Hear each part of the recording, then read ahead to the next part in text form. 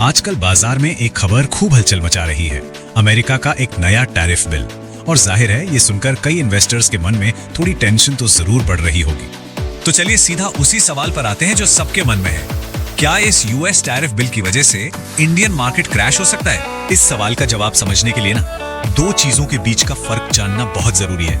एक तरफ है शॉर्ट टर्म वॉलेटिलिटी, बाजार का रोज का उतार चढ़ाव जो कभी ऊपर कभी नीचे, और दूसरी तरफ है स्ट्रक्चरल स्ट्रेंथ, यानी हमारे बाजार की बुनियाद, उसकी जड़ें कितनी मजबूत हैं। देखिए, सबसे पहली और सबसे जरूरी बात जो हमें समझनी है वो ये है कि भारतीय शेयर बाजार की अपनी एक बहुत ही ठोस, बहुत ही मजबूत बुनियाद है।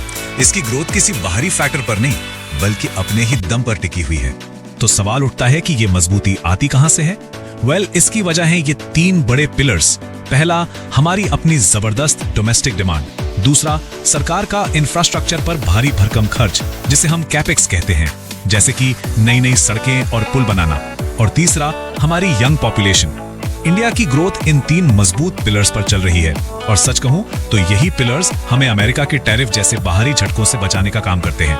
ठीक है, तो अगर बाजार में थोड़ा नर्वसनेस का माहौल बन भी जाए तो एक स्मार्ट इन्वेस्टर को क्या करना चाहिए? चलिए इसकी पूरी प्लेबुक को समझते हैं। अब देखिए, जब भी बाजार में गिरावट आती है तो दो तरह के इन्वेस्टर्स सामने आते हैं।